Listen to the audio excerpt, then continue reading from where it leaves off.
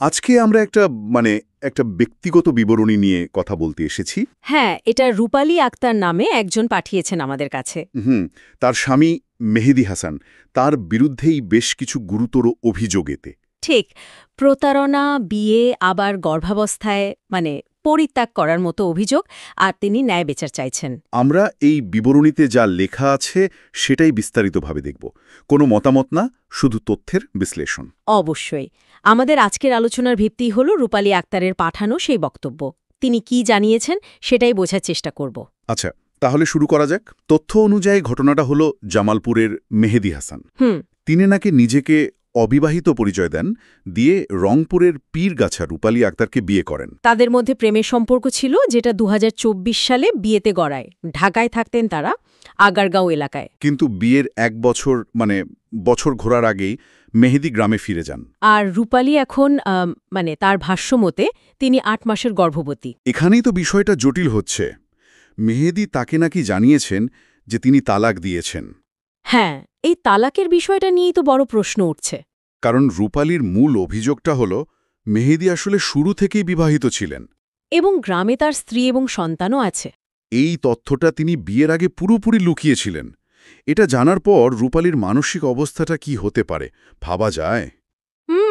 তার নিজের বর্ণনাতেই একটা প্রশ্ন আছে যে গর্ভাবস্থার এই অবস্থায় ৮ মাসের গর্ভাবস্থায় একজন স্ত্রীকে কি আইনত বা সামাজিকভাবে তালাক দেওয়া যায়? এই প্রশ্নটাই তো তার অসহায়ত্ব তুলে ধরে। তিনি হয়তো নিজে উত্তরটা জানেন না, বা দিশেহারা বোধ করছেন। একদম। আর যদি অভিযোগ সত্যি হয়, তাহলে পুরো ব্যাপারটা শুরুই তো মিথ্যে দিয়ে। ঠিক, অবিবাহিত বলে বিয়ে করা, অন্যদিকে আগে থেকে স্ত্রী সন্তান থাকা, এটা তো সরাসরি প্রতারণা। আর এর প্রভাব রূপালীর মানসিক স্বাস্থ্যের উপর মারাত্মকভাবে পড়েছে। তিনি লিখেছেন যে তিনি মানসিকভাবে ভেঙে পড়েছেন, গর্ভের সন্তানকে নিয়ে খুব অসহায় লাগছে তার। ভবিষ্যৎ নিয়ে তো অনিশ্চয়তা। কোথায় যাবেন, কি করবেন? এই পরিস্থিতিতে তিনি কিন্তু একটা আবেদনও জানিয়েছেন। হ্যাঁ, তিনি বিশেষভাবে জামালপুরের মানুষজন এবং প্রশাসনের দৃষ্টি আকর্ষণ করতে চেয়েছেন। চাইছেন মেহেদী হাসানের পরিবার, তার এলাকার মানুষজন যেন ঘটনাটা জানে, একটা সুরাহা হোক। তার চাওয়া একটাই, সুষ্ঠু তদন্ত আর সঠিক বিচার। এই মানবিক দিকটা, এই আবেদনটা খুব গুরুত্বপূর্ণ। অবশ্যই।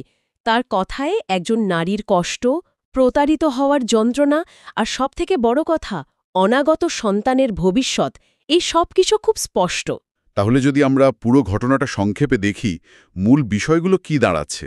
প্রথমত, কথিত প্রতারণার অভিযোগ, অবিবাহিত পরিচয় দিয়ে বিয়ে। দ্বিতীয়ত, গর্ভাবস্থায় স্ত্রীকে পরিত্যাগ করা। তৃতীয়ত, এই যে তালাকের দাবি, যেটা নিয়ে প্রশ্ন আছে। আর সবশেষে ন্যায় বিচারের জন্য তার আকুল আবেদন। ঘটনাটা যেভাবে সামনে এসেছে, তাতে মনে হয় এটা এমন একটা ইস্যু যা সত্যিই সামাজিক এবং প্রশাসনিক মনোযোগ দাবি করে। এটা হয়তো আমাদের সমাজের অন্য দিকেও আঙুল তোলে।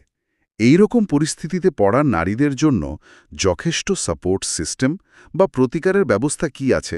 ঠিক, রূপালী যে বলছেন সুষ্ঠু তদন্ত ও সঠিক বিচার দরকার, এই সঠিক বিচার বলতে তিনি ঠিক কি চাইছেন বা এর মানে কি হতে পারে, সেটাও কিন্তু ভাবার বিষয়। একদম। রূপালীর এই ঘটনাটা সমাজের কিছু কঠিন বাস্তবতাকে চোখে আঙুল দিয়ে দেখিয়ে দেয়। আলোচনা শেষে একটা প্রশ্ন কিন্তু থেকেই যায়। রূপালীর মতো পরিস্থিতিতে যারা পড়েন, তাদের জন্য বিশ্বাসযোগ্য সমর্থন আর কার্যকর জবাবদিহিতা নিশ্চিত করতে আসলে কি করা প্রয়োজন? আর রূপালী যে সঠিক বিচার চাইছেন, সেই বিচার বাস্তবে কেমন হওয়া উচিত? এটা একটা বড় প্রশ্ন, যা এই বিবরণী আমাদের ভাবার জন্য রেখে গেল।